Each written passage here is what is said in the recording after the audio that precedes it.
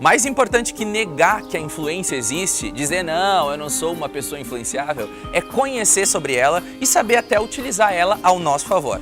Vamos falar sobre esse assunto agora com o coach Marcelo Paixão.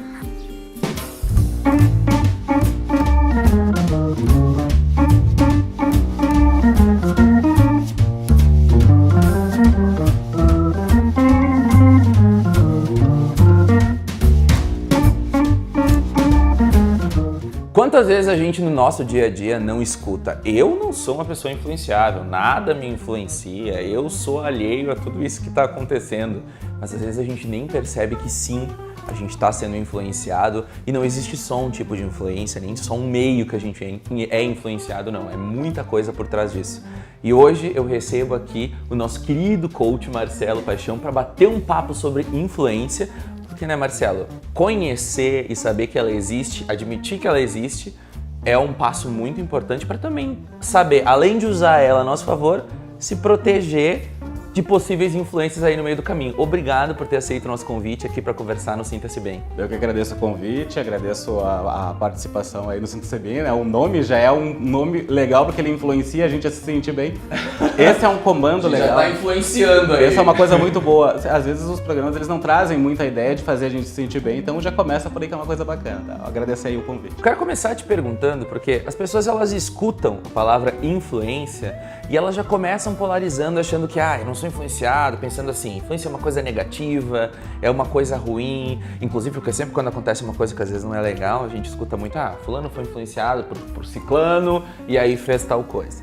A influência, ela não é somente negativa, ela pode também ser positiva. Eu queria que tu desse uma introdução antes da gente discutir um pouco as formas de influência que as pessoas podem sofrer no dia a dia. Legal. Sempre pensando assim, influência é algo neutro. A palavra influência ela não é carregada de algo positivo ou negativo. Nós atribuímos algo ser algo positivo ou negativo quando a gente está falando de influência. Porque ela parte da ideia de que é uma experiência. E também um modelo de comunicação, enfim, que o nosso cérebro utiliza para a produção. Pensa da seguinte forma, quando uma criança nasce, ela é influenciada. Ela é influenciada por quem está cuidando dela. E daí, às vezes, esses pais ou essa pessoa que está cuidando, ela pode influenciar da forma correta para o crescimento e desenvolvimento ou não, mas não é algo do mal ou algo negativo ou positivo. Talvez por ela não conhecer a influência, ela acaba influenciando de uma forma equivocada. Então, algumas vezes a gente ser influenciado, sermos influenciados, não é uma coisa ruim. Isso acontece também para o nosso crescimento. O que é o mais importante saber, né? Que influência acontece a gente querendo ou não. Não existe não ser influenciado. A gente está influenciando e sendo influenciado o tempo todo. Ele é uma constante a influência. Então, aquela pessoa que acha que não é influenciada, na verdade, ela só não sabe o que está acontecendo. E aí que mora o perigo. Porque quando a gente está falando de formas de influência, a gente está falando aí de mídias, de televisão, de redes sociais, de empresas, de pessoas próximas a nós, religiões, crenças, política, enfim, tem muita coisa nos influenciando o tempo todo. É bom a gente estar atento e saber como eu posso controlar essa influência, ficar imune a influências que poderiam me fazer mal, me prejudicar e também utilizar ela a meu favor para ajudar outras pessoas. Qual o primeiro passo que a gente tem que dar para entender de fato a influência? No caso, para talvez utilizar ela a nosso favor aí no profissional às vezes, mas também perceber quando ela está acontecendo e não necessariamente bloquear ela, mas enfim, entender que ela tá ali presente e que isso pode ser talvez até uma coisa boa pra gente. Quer ver dois pontos importantes. Existe o que a gente chama de influência intrapessoal, que é eu me influenciando, quando eu tenho os meus diálogos, eu converso comigo, e a interpessoal, que é quando eu estou em dinâmica ou em relação com outras pessoas. Vou dar o exemplo mais clássico que tem. Uma pessoa que ela de repente ela não quer mais, engordar, tá? Ela fica dizendo, eu não quero engordar, eu não quero comer isso. E se a gente pensar, quando a gente está dizendo esse tipo de frase para nós, a gente está automaticamente causando essa influência. Qual é o problema? Compreender sobre a comunicação. Se eu falar para vocês, para quem está nos olhando, para falar para ti aqui, não pensa num balão amarelo. Já era. Então, quando eu digo, é automático. Imaginei ele aqui, pendurado na minha mão. E todos que estão olhando também, né? Se a gente pensa assim, eu falei não quero pensar, ou não pensa num balão amarelo e pensei, quando eu digo não quero engordar, eu influencio o meu cérebro a correr atrás disso. O não, ele não é processado, as pessoas acham que o não é uma coisa improcessável no nosso cérebro, mas na verdade, para eu não fazer algo, eu tenho que entender esse algo. Quando eu digo que não quero engordar, não quero comer demais, por exemplo, eu tenho que imaginar eu não comendo, ou melhor, eu comendo, para não dizer não quero fazer isso.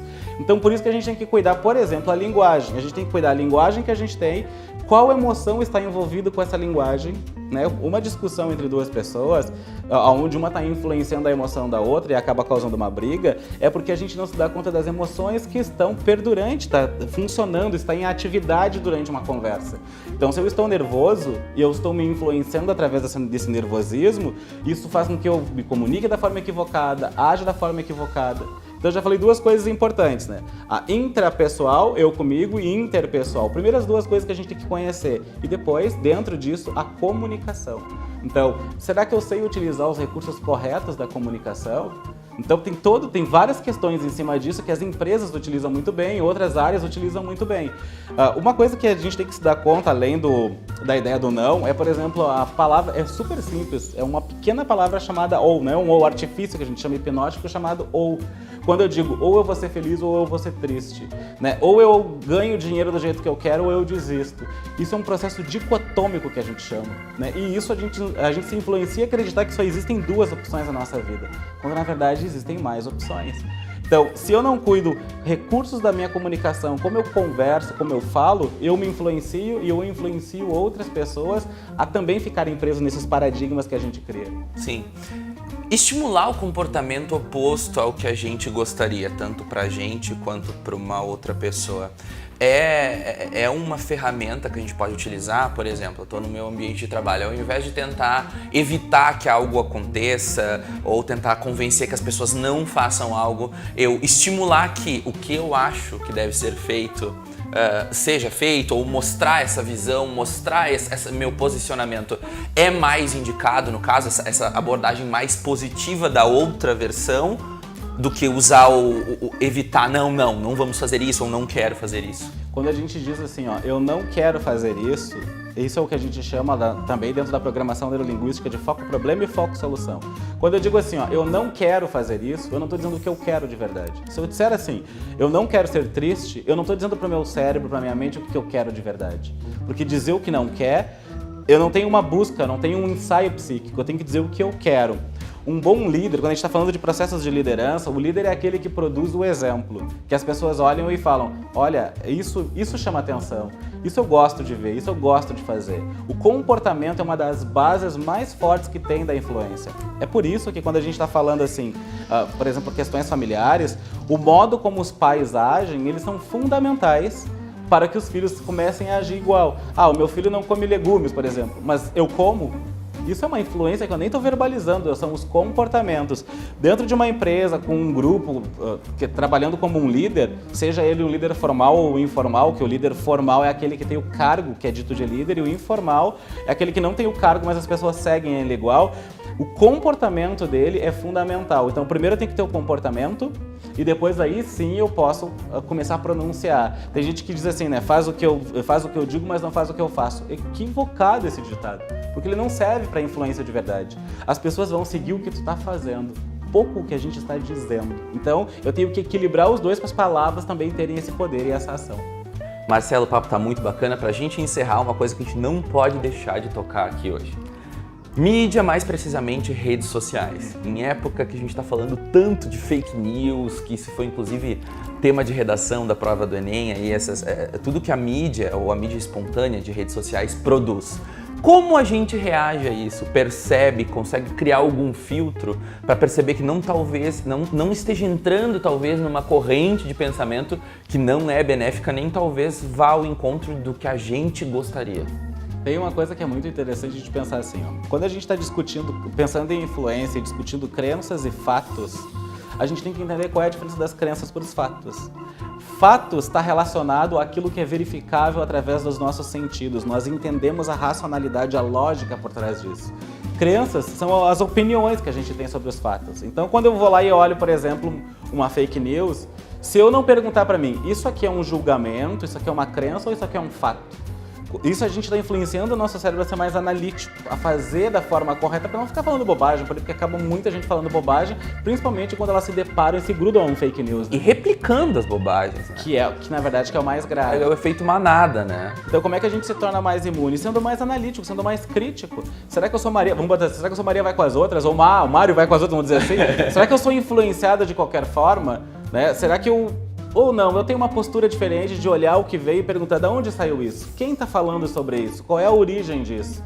E a partir disso eu começar a mudar a minha forma de se colocar numa rede social, de discutir. É claro, as redes sociais elas mudaram o comportamento humano.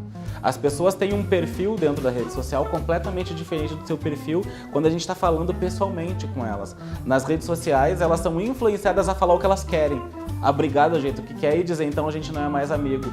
Algo que quem influenciou foi o funcionamento da rede social. Né? Toda a construção de um aplicativo como o Facebook, ele é feito para poder manipular a nossa mente. Essa é a estratégia que eles usam e por isso eles fazem isso tão bem que são empresas milionárias, bilionárias, da Apple da vida trilionária, né? Então a gente tem que entender que se a gente não se critica que é uma empresa que está manipulando as informações e a gente não para prestar atenção nisso, bom, então a gente já está sendo muito influenciado. E lembrando, o Facebook é só uma janela que a gente fica bisbilhotando a vida dos outros, né? Você para pra pensar. Tem muita coisa boa, por exemplo, o compartilhamento num programa como esse, né? Que ajuda a gente a pensar, entender, se entreter. Mas também tem muita coisa equivocada dentro das redes sociais e é por isso que a gente tem que ter um bom filtro daquilo que vai seguir, daquilo que vai olhar. Inclusive, é importante seguir o Síntese BM, um programa como esse, que ele é educativo, que traz... Boas influências, né, gente? Por favor. Claro. Se vocês não seguiram ainda, ó, já faz isso agora, nesse momento. Marcelo, muito obrigado. Nosso papo foi super bacana. Acho que a gente contribuiu aí para as pessoas compreenderem, principalmente num momento quanto esse.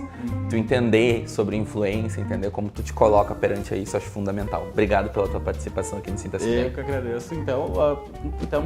Posso fazer um convite? Por favor. Se alguém quiser saber mais de influência, nós temos nas nossas redes sociais, inclusive tem um curso online gratuito que está acontecendo sobre influência.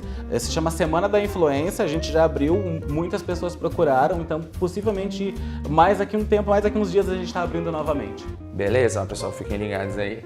Obrigado, Marcelo. Até mais, pessoal. Até mais.